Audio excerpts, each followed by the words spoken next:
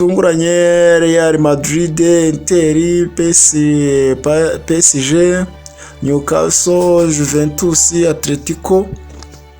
Ayo ngayo rwose araza gusaba guca muri barrage Atalanta, Leverkusen, Dortmund, Olympiacos, Karabag, Galatasaray, Monaco, Garabash, Bado, Benfica. Ayo ngayo niyo.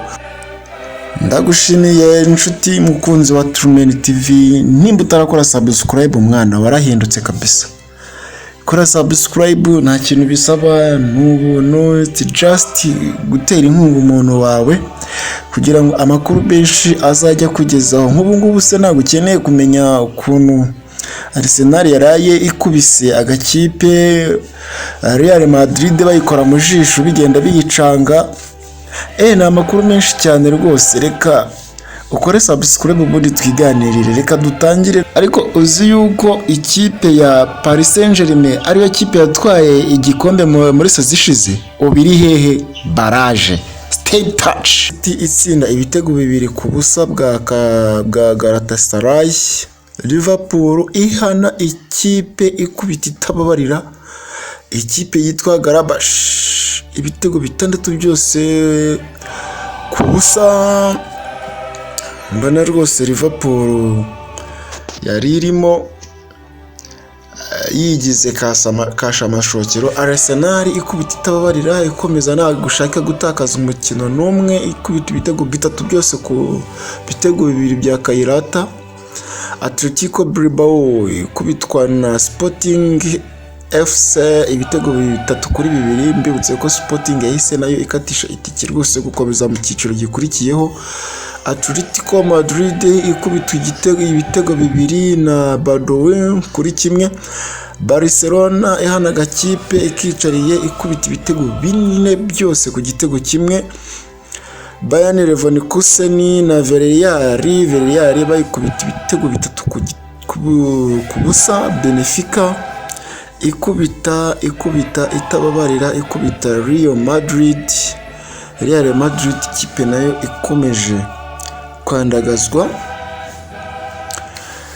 Borussia Dortmund igerageza kwirwana ariko bikanga, bikarangira bayitsinze ibitego 2 ku no. Rwose yari ikomeye itangaje, hagiye habonekamo ibitego byinshi cyane. Ushobora kwibaza ati se ubu ngubu tebo imeze gute? Ubu ngubu reka mbanze nkwibutse yuko ino Barcelona rwose babanje kwikubita igitego kimwe ku munota wa 4, Dadasson agitsinze. Umukino urakina rwose, half time yarangiye bayitsinze igitego kimwe ku busa. Igice cya kabiri kigitangira, Lamine Yamal abatanze assist kuri Lewandowski, abatsinze igitego kimwe ku munota wa 60. Lamine Yamal nawe abakubisemo ikindi gitego cya kabiri. Umukino urakomeje. Then Rafinha aza gutsinda penalty, abikeza ku igitego cya 3 ku minota 69. Rashford arongera aragaruka akubita igitego cya 4 ku minota wa 85. Then ku munota wa 89 ikipe nayo iza kwishyuramo agatego kamwe, igitego basaga nkaho bari bakirengagije bitewe ku makosa y'abadefenseri bahagaze nabi, babanza kugira ngo babararije. Bagiye kureba bacekinze kuri VAR, igitego kiba kiranzwe. Bongeraho minota 30, bongera iminota 3, Pereira bamuhaye ikarita y'umuhondo. Match ibirangiye ityo. Uyu munsi rero sasa tugiye kurebera hamwe amakipe 8 yahise abona itike direct. Arsenal rwose imikino yose 8 barayitsinze, yitikubita amanota 28 kuri 28. Bayern Munich imikino 8 yabo batsinze 7, batakazamo umukino umwe.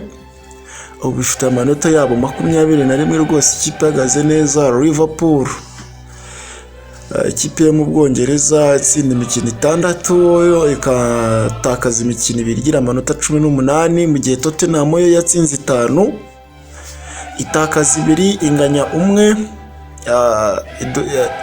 Yes, Barcelona itsinda imikino 5 inganya 1 itakaza imikino 2 n'amanota ya 16. Chelsea, Sporting, Man City, ayo ngayo ni amakipe rwose yahise afata itike mu buryo buri direct butunguranye. Real Madrid, Inter, PSG, Newcastle, Juventus, Atletico, ayo ngayo rwose araza gusaba guca muri barrage. Atalanta, Leverkusen, Dortmund, Olympiacos, Karabag, Galatasaray, Monaco, Garabash, Bado, Benfica, ayo ngayo niyo agiye kongera agahura y'ubwayo akikuramo amakipe 8 asanga yayandi 8 na mbere, noneho bitangire gukuranwamo, noneho irushanwa ritangire kurya ryaryoha.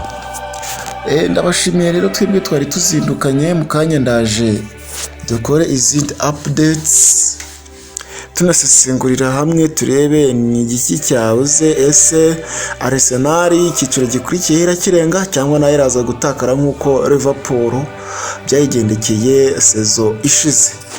Ndabashimiye rero, banze rebe yuko wakoze subscribe, nimba utaranayikora rwose ukandeho, nta kiguzi bisaba, ubundi ubu duteye inkunga ujye unakurikirana n'ibiganiro byacu tugenda dushyiraho